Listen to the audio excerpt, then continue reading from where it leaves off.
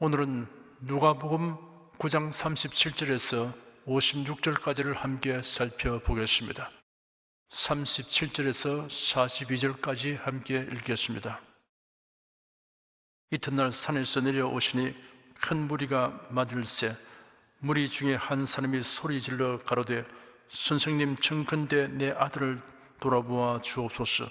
이런 내 외아들이니이다. 귀신이 저를 잡아 졸지에 부르짖게 하고 경련을 일으켜 거품을 흘리게 하며 심히 상하게 하고야 겨우 떠나가나이다. 당신의 제자들에게 내어 쫓아 주기를 구하였으나 저희가 능히 못하더이다. 예수께서 대답하여 가라사대 믿음이 없고 패역한 세대여, 내가 얼마나 너희와 함께 있으며 너희를 참으리요. 네 아들을 이리로 데리고 오라 하시니 올 때 귀신이 거꾸로 들이고 심한 경련을 일으키게 하는지라. 예수께서 더러운 귀신을 꾸짖으시고 아이를 낫게 하사 그 아비에게 도로 주시니. 오늘 살펴볼 본문은 이튿날 산에서 내려오시니라는 문장으로 시작되었습니다. 그러므로 그 산에서 있었던 사건을 간략하게 언급하는 것이 산에서 내려온 후의 사건을 살펴보는 데 도움이 될 것입니다. 예수는 베드로, 야고보, 요한만 데리고 기도하려고 산에 오르셨습니다.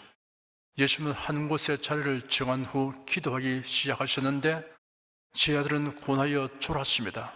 얼마나 졸았는지 알 수는 없으나 얼마 후 그들이 깨어났습니다.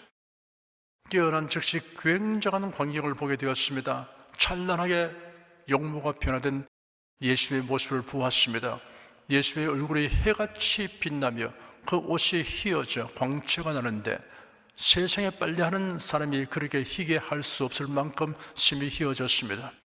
이런 예수님의 모습을 보고 어리둥절하던 제자들이 예수님 가까이에 두 사람이 있는 것을 보고 너무나 놀라서 입을 다물 수 없는 증이 되고 말았습니다. 왜냐하면 1400년 전에 죽었던 모세와 800년 전에 불수를 타고 하늘로 올라간 엘리야가 예수님과 대화하고 있기 때문이었습니다. 제자들은 곧바로 모세와 엘리야를 알아본 것과 예수님의 변화된 용모, 그리고 모세와 엘리야가 예수님과 대화하는 광경, 이 모두가 너무나 신기하고 놀라워서 황홀증에 빠졌습니다. 성질이 급하고 적극적인 베드로가 예수님에게 자기 생각을 말씀드렸습니다. 주님, 저희가 여기에 있는 것이 좋습니다. 제가 여기에 초막셋을 짓되 하나는 주님을 위하여, 하나는 모세를 위하여, 하나는 엘리야를 위하여 짓겠습니다. 베드로가 말할 때 호련히 빛난 구름이 그들을 덮으며 구름 속에서 소리가 나기를 이는 내가 사랑하고 기뻐하는 아들이니 너희는 그의 말을 들으라 하였습니다. 그 소리가 난 후에 제자들이 보니 구름은 사라지고 모세와 엘리야도 사라지고 오직 예수님만 보였습니다. 베드로는 신비롭고 황홀한 광경을 보는 순간 여기 있는 것이 좋겠다라는 강렬한 욕구를 가졌습니다. 여기에 계속 머물러 있고 싶었습니다. 그러나 예수님은 이를 허락하지 아니하시고 제자들을 데리고 산 아래로 내려오셨습니다. 이 사건 기록의 관하에는 마태복음, 마가복음, 누가복음 중에 마가복음에 제일 자세하게 기록되어 있습니다. 모두를 참조하여 살펴보겠습니다. 예수께서 세 제자와 함께 산에서 내려오시니 산 아래 있던 제자들이 많은 사람들과 더불어 논쟁을 하고 있었습니다. 율법 연구가인 서기관들도 있었습니다. 그때 무리 중에 한 사람이 예수님을 향하여 소리 질렀습니다. 선생님 청컨대 내 아들을 돌아보아 주시옵소서. 이런 내 외아들입니다. 악한 영이 그를 붙잡으면 갑자기 큰 소리를 지르고 경련을 일으켜 거품을 흘리게 하며 상하게 하고야 떠나갑니다. 선생님의 제자들에게 그 악령을 내어 쫓아 주기를 부탁하였으나 저희가 능히 하지 못하였습니다. 예수께서 대답하시기를 믿음이 없고 패역한 세대여, 내가 얼마나 너희와 함께 했으며 너희를 참으리요. 네 아들을 이리로 데리고 오라 하셨습니다. 그리고 악한 영을 꾸짖으시고 아이를 낳게 하셨습니다. 이 세상에서 사람들은 죄책과 정죄, 삶의 허무와 무의미, 죽음의 두려움과 절망, 사탄의 계계와 억압으로 고통하고 있습니다. 교회는 이들에게 구원의 소식을 전파하고 말씀과 성령의 권능을 힘입어 믿음과 기도로 이러한 그들에 대한 해답을 주는 일에 힘써야 합니다. 그래야 하지 않고 인간의 헛된 철학과 사상에 오염된 신학 이론을 배우고 전하는 데 급급한다면 예수의 책망을 들을 수밖에 없습니다. 성경대로 믿고 성경대로 가르치며 성경대로 행하는 교회가 되어야 합니다. 지난날도 그러했지만 오늘날에는 더 한층 인간의 지적 오만과 교만한 정신에서 비롯된 신학사조가 교회를 오염시키고 있습니다. 어떤 사람이 신앙을 가져버리고 성경을 구입하고 교회에 출석하였습니다. 그런데 공교롭게도 그가 찾아간 교회는 인본주의적인 신신학 노선을 따르는 교회였습니다. 그 교회 목사님으로부터 창세기, 출애굽기, 레위기, 민수기, 신명기는 유대인이 만든 신화라는 말을 듣게 되었습니다. 그래서 그는 무겁게 유대인의 신화를 가지고 다닐 필요가 어디 있담 하고 창세기부터 신명기까지를 성경에서 떼어내버렸습니다. 그 후에 또 목사님으로부터 여호수아, 사사기, 룻기, 사무엘상, 사무엘하, 열왕기상, 열왕기하, 역대상, 역대하, 이것은 유대민족의 역사에 불과하다는 이야기를 듣고 유대민족의 역사를 교회에 가지고 다닐 필요는 없지 하면서 여호수아로부터 역대하까지를 성경에서 떼어내버렸습니다. 그 다음 목사님에게서 시편, 전도서, 아가서는 위인들의 시집이라는 말을 듣고 내가 유대인의 옛 시집을 못하려 가지고 다녀? 현대인의 좋은 시집이 더 많은데 어쩐지 성경이 두껍더라 하면서 시편에서부터 아가서까지를 찢어버렸습니다. 그 다음 목사님에게서 성경의 예언서는 묵시문학으로 환상을 보고 꿈을 꾼 사람들이 이를 문학적으로 서술한 것이란 말을 듣고 남의 꿈 이야기를 가지고 다닐 것까지는 없잖아 하고 그것도 떼어버렸습니다. 그 다음 신약 성경은 제 아들에 의해 전해 내려온 이야기를 과장하여 기록한 것과 전도 여행담과 사스러운 편지들이라는 말을 듣고 신빙성 없는 흑우의 이야기책과 남의 편지들을 읽어서 못하느냐 하고 신약 성경 전부를 성경에서 떼내어버렸습니다. 그러고 보니 남은 건 성경의 그 표지뿐이었습니다. 그러면 그렇지 하나님이 어디 있느냐? 기독교에 뭔가 있는 줄 알았는데 그동안 남은 것은 성경의 그 표지뿐이구만 하고 중얼거렸습니다. 그 다음 그는 교회에 가서 목사님 안녕히 계십시오 하니 목사님이 깜짝 놀라면서 아니 딴 곳으로 이사라도 가시는지요? 하고 물었습니다. 아닙니다. 목사님 설교를 1년 동안 들었는데 이것은 신화다. 저것은 유대인의 역사다.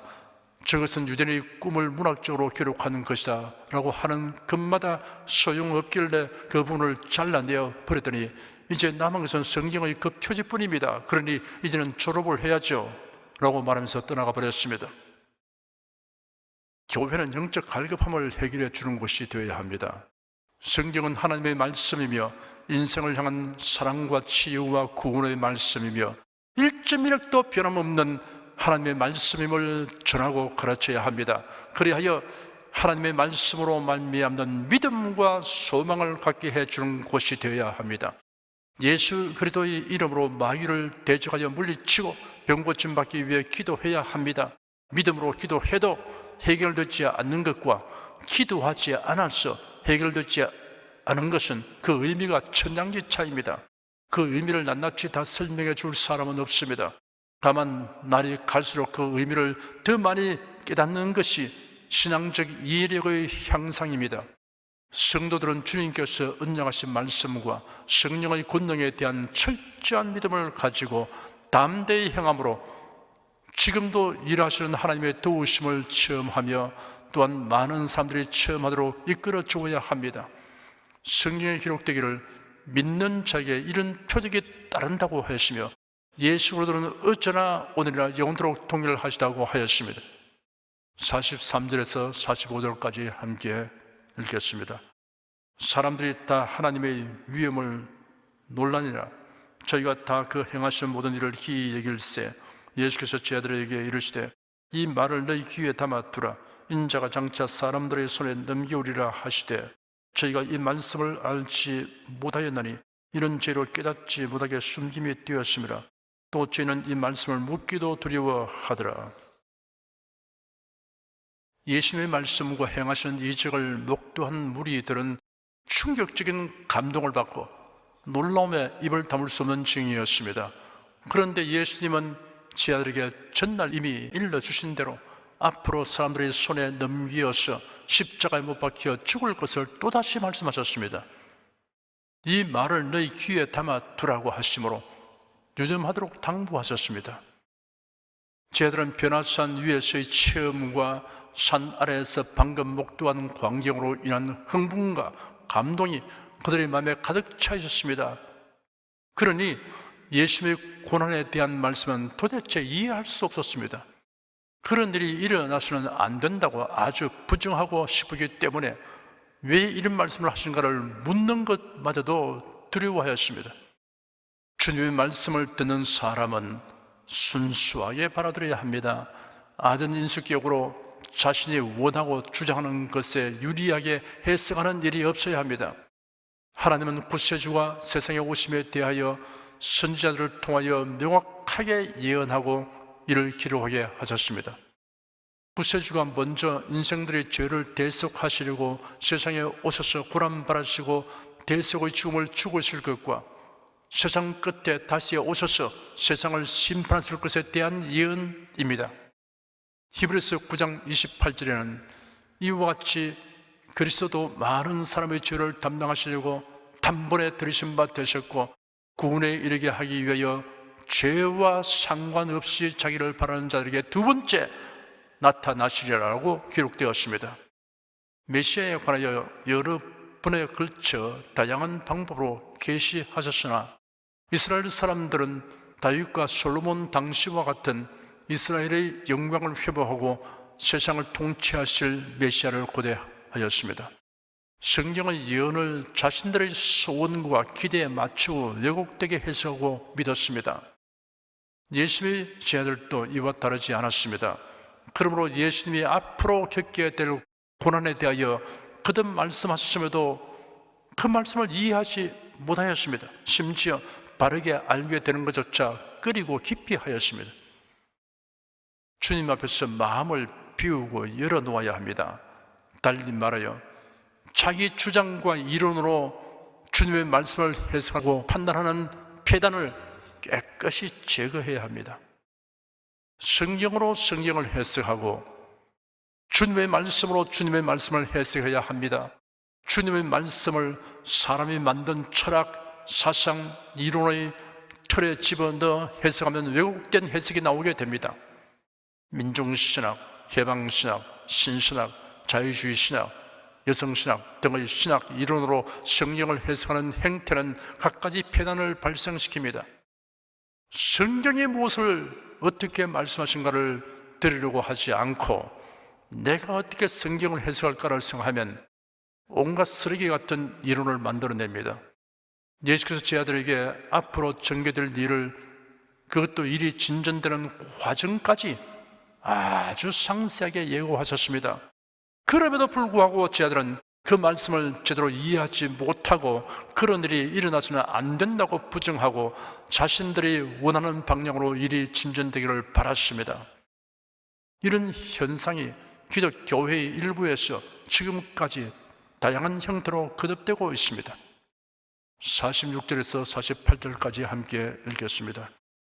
제자 중에서 누가 크냐 하는 변론이 일어나니 예수께서 그 마음에 변론하는 것을 아시고 어린아이 하나를 데려다가 자기 곁에 세우시고 저에게 이르시되 누구든지 내 이름으로 이 어린아이를 영접하면 곧 나를 영접함이요 또 누구든지 나를 영접하면 곧 나 보내신 이를 영접함이라.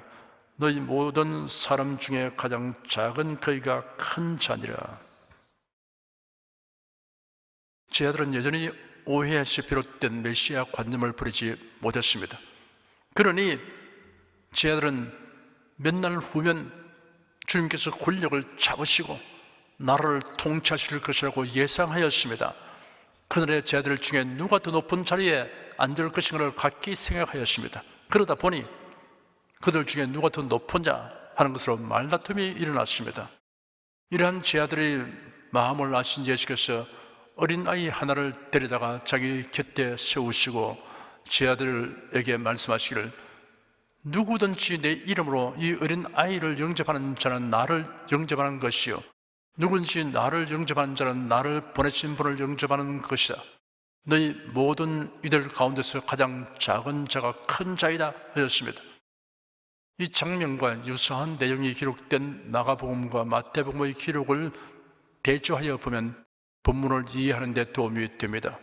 마가복음 9장에는 기록되기를, 가버나움에 이르러 집에 계실새 제자들에게 물으시되 너희가 노중에서 서로 토론하는 것이 무엇이냐 하시되 저희가 잠잠하니 이런 노중에서 서로 누가 크냐 하고 쟁론하였음이라. 예수께서 앉아서 12 제자를 불러서 이르시되 아무든지 첫째가 되고자 하면 무사람의 끝이 되며 무사람을 섬기는 자가 되어야 하리라 하시고 어린아이 하나를 데려다가 그들 가운데 세우시고 안으시며 제자들에게 이르시되 누구든지 내 이름으로 이런 어린아이 하나를 영접하면 곧 나를 영접하며 누구든지 나를 영접하면 나를 영접함이 아니요 나를 보내신 이를 영접함이니라 하였습니다. 마태복음 19장에는 때 사람들이 예수의 안수하고 기도하심을 바라고 어린아이들을 데리고 오매 제자들이 꾸짖건을 예수께서 가라사대 어린아이들을 용납하고 내게 오는 것을 금하지 말라.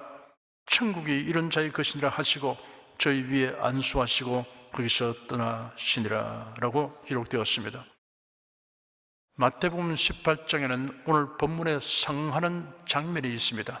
이 구절들을 구속의 진리에 근거하여 이해하기 쉽게 번역한 성경을 보면 다음과 같이 기록되어 있습니다.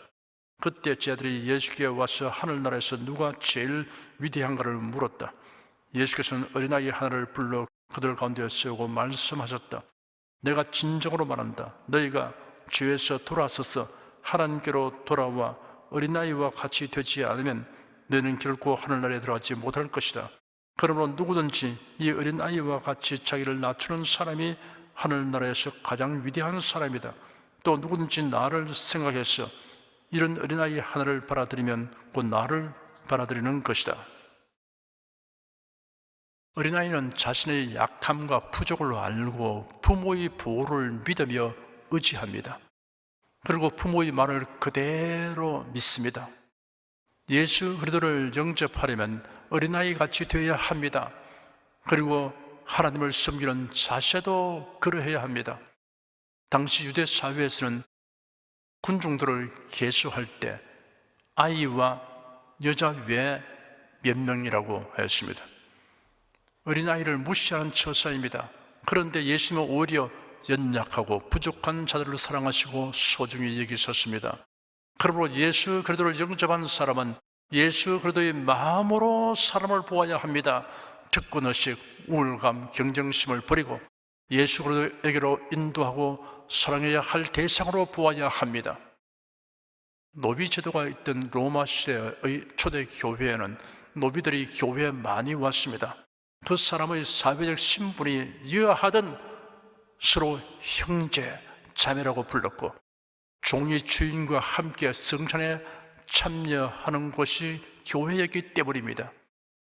그리스도를 영접한 사람은 자신의 약함과 부족을 인식하고 행동하는 것이 합당합니다. 교회에서 직분자는 마음을 낮추고 잘 섬기는 성숙한 그리스도인이라는 의미가 있습니다. 그리스도인은 사람들 앞에서 자기를 아무리 낮추어도 그리스도로 말미암은 신분과 지위는 낮아지지 않습니다. 오히려 주님으로부터 은총을 입고 귀중하게 임을 받습니다. 49절, 50절 두 절을 함께 읽겠습니다. 요한이 여짜오되 주여 어떤 사람이 주의 이름으로 귀신을 내어 쫓는 것을 우리가 보고 우리와 함께 따랐지 않으므로 금하였나이다. 예수께서 가라사대 금하지 말라. 너희를 반대하지 않는 자는 너희를 위하는 자니라 하시니라. 예수님의 제자들은 특권의식을 갖게 되었습니다. 예수 그리스도의 이름으로 활동하려면 마치 자기들의 허락을 받아야 하는 것처럼 생각하였습니다. 복음은 믿는 자라면 누구나 전파하는 사명을 받은 자입니다. 너희는 온 천하에 다니며 만민에게 복음을 전파하라 라는 지상 명령은 비단 12제자에게 국한된 것이 아닙니다.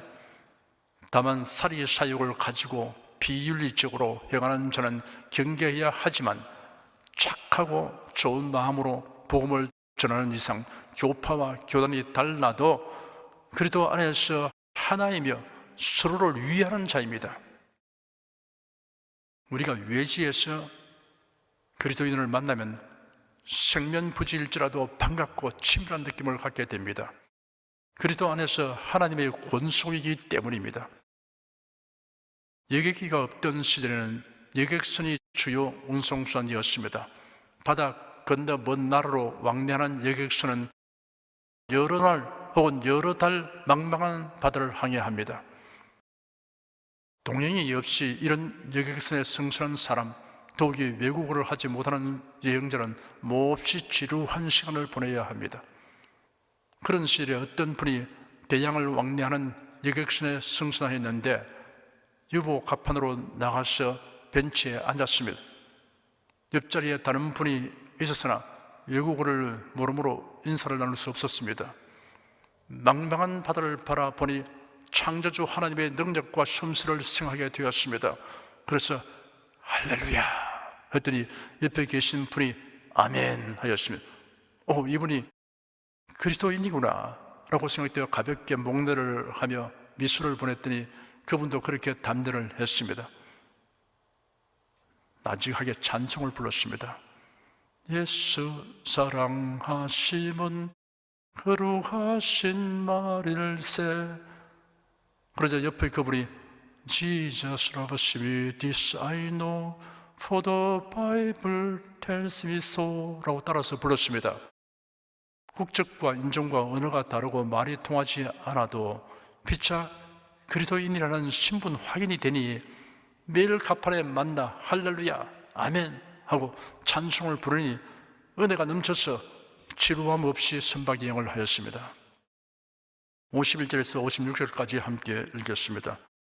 예수께서 승천하실 기약이 차감해 예루살렘을 향하여 올라가기로 굳게 결심하시고 사자들을 앞서 보내심에 저희가 가서 예수를 위하여 예비하려고 사마리아 인의 한 촌에 들어갔더니 예수께서 예루살렘을 향하여 가시는 고로 저희가 받아들이지 아니하는지라. 제자 야고보와 요한이 이를 보고 가로되 주여 우리가 불을 명하여 하늘로 쫓아내려 저희를 멸하라 하기를 원하시나이까. 예수께서 돌아보시며 꾸짖으시고 함께 다른 촌으로 가시니라. 예수는 갈릴리 주변에서의 활동을 끝내시고 제자들을 데리고 예루살렘을 향하여 출발하셨습니다. 이런 아버지 하나님이 정하신 스케줄대로 행하시는 것입니다. 예수님의 탄생, 지상에서의 활동, 고난받으심, 부활, 성천은 우연이나 갑자기 된 일이 아닙니다. 미리 정하신 아버지의 뜻과 때에 맞추어 된 것입니다. 예수는 이제 예루살렘에 올라가면 대상들과 서기관들에게 넘겨질 것이며 그들이 사형 선고를 내리고 이방인들에게 넘겨주어 능욕하며 채찍질하며 십자가에 못 박아 죽일 것이나 3일 만에 부활할 것입니다. 그로부터 40일 후에 성천하셔서 하나님 보좌 우편에 앉으실 것입니다. 하지만 체포되고 끌려가 신문당하고 채찍을 맞고 십자가를 지고 골고다 언덕을 오르신 후 십자가에 못 박히게 될 것이니 생각만 해도 끔찍한 일입니다. 예수는 굳게 결심하고 출발하셨습니다. 예수는 자신이 당하는 고난과 십자가에서의 죽음으로 인하여 많은 사람이 죄에서 자유를 얻고 구원받아 하나님의 자녀가 되고 천국에 들어가게 될 것을 생각했습니다. 그리고 자신의 부활과 성천을 생각하였습니다. 히브리서에 기록되기를 믿음의 주여 또 온전케 하신 인 예수를 바라보자 저는 그 앞에 있는 즐거움을 위하여 십자가를 참으사 부끄러움을 개치 아니하시더니 하나님 보좌 우편에 앉으시니라 하였습니다. 예수는 사마리아를 거쳐서 가기로 작정하시고 자신과 제 아들이 묵을 숙소와 음식 준비를 위하여 그 일을 수행할 자들을 앞서 보내었습니다. 그런데 사마리아 사람들에게 거절당했습니다. 유대인과 사마리아인은 오래전부터 사이가 아주 나빴습니다. 그 이유는 아수르가 북왕국 이스라엘을 멸망시킨 후 민족 혼합 정책을 편 결과 사마리아인들은 혈통과 종교가 혼합되었습니다. 그러므로 유대인들은 그들을 이방인 취급하였습니다. 또 하나의 이유는 바벨론에 포로되어 간 유대인들이 세월이 흘러 자유를 얻고 예루살렘으로 돌아와서 성을 재건하는 공사를 할 때 사마리아 사람들이 참여하려고 하니 유대인들이 거절하였습니다. 그러자 사마리아 사람들은 앙심을 품고 예루살렘 성 재건 공사를 방해하였습니다. 그래야 서로 반복하게 되었습니다. 사마리아 사람들은 그리심산에서 예배하였습니다. 그러나 유대인들이 예배하려고 예루살렘으로 가는 길에 편익을 제공하고 싶지 않았습니다. 야고보와 요한이 이를 보고 주님, 우리가 불을 명하여 하늘로조차 내려 저희를 멸하라 하기를 원하십니까? 라고 말했습니다. 그들은 이렇게 하는 것이 주님을 위한 일이라고 생각하는 것입니다. 예수께서 그들을 돌아보시며 책망하셨습니다. 그리고는 사마리아를 통하지 아니하는 다른 길을 택하여 예루살렘으로 가셨습니다. 야고보와 요한은 나름대로의 의분과 열심을 표명하였습니다. 그러나 도리어 주님으로부터 책망을 받았습니다. 이 장면은 매우 중요한 교훈을 시사합니다. 세상의 종교는 인간이 원하고 좋아하는 방법으로 그들이 믿는 신을 섬깁니다. 자신이 하는 일을 신이 원하시고 좋아하실 것이라고 생각합니다. 하나님을 경외하는 사람들은 그렇게 하면 안 됩니다. 하나님을 섬기고 사랑하는 방법은 하나님이 정하여 주신 대로 해야 합니다. 이 원칙은 사람이 바꿀 수 있는 것이 아닙니다. 아벨은 하나님이 계시하신 대로 믿고 제사 드렸으나 가인은 자신이 고안한 방법으로 제사를 드렸습니다. 어쩌면 아벨보다 더 많은 정성과 열심으로 제물을 준비하여 제사하였습니다. 그러나 하나님은 연락하지 않으셨습니다. 신앙적 정성과 열심은 주님께서 원하시고 정하신 대로 행할 때 의미가 있습니다. 신앙생활은 성경에 부합되게 해야 합니다. 창조신앙과 구속신앙이 성경대로가 아니면 그가 믿고 섬기는 하나님은 참 하나님이 아닙니다. 자신이 생각해낸 신에 불과합니다. 유다나라의 멸망을 예로 들어보겠습니다. 유다나라는 주전 586년에 하나님의 징벌로 바벨론의 침공을 받아 망하였습니다. 그들은 예루살렘에 웅장한 성전을 지었으며 여호와의 이름으로 제사와 절기를 철저히 지켰습니다. 그런데도 하나님의 징벌을 받았습니다. 아름답고 웅장한 예루살렘 성전과 정성을 다한 제사와 열정적인 절기 행사란 하나님의 진노와 징벌을 면하게 하는 방책이 아님이 명백하게 드러났습니다. 징벌을 초래한 원인은 그들이 하나님과 우상을 겸하여 섬기고 참선지자의 예언을 무시하고 거짓 신자의 예언을 따르기 때문입니다. 이중적 신앙 행태는 이방인의 우상 숭배와 다를 바 없습니다. 오히려 하나님을 속이는 범죄를 더하는 것입니다. 종교다운주의를 옹호하는 교역자, 김일성주의와 종북주사파를 옹호하는 교역자, 하나님의 이름을 망령되이 말하는 교역자, 창조신앙과 구속신앙이 비성경적인 교역자는 참된 그리스도인이 아닙니다. 그리하면서도 성경을 펼쳐 들고 유창하게 설교하는 이중적 행위는 하나님을 속이려고 하는 범죄를 더하는 것입니다. 마치 빛과 어둠이 함께할 수 있고 그리스도와 벨리알이 조화될 수 있으며 하나님의 성령과 우상은 일치될 수 있다고 믿는 것이나 다름없습니다. 하나님은 속임을 당하지 않습니다. 이중성을 가진 신앙을 가진 자는 구원을 얻지 못합니다. 구원을 얻으려면 철저히 회개해야 합니다. 사랑하는 여러분은 모두 하나님의 정하신 대로만 하나님을 경외하고 사랑하며 섬기는 신앙생활을 하시기를 축원합니다. 기도하겠습니다.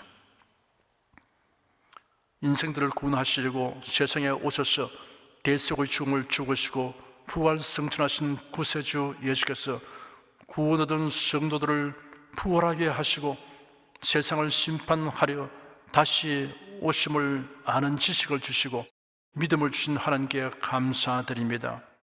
이런 지식과 믿음으로 말미암는 기쁨과 평안과 소망은 세상에 줄 수 없고 빼앗을 수 없는 것이며 세상에서 당하는 모든 고난을 능히 극복해 하는 힘이 됨을 감사합니다.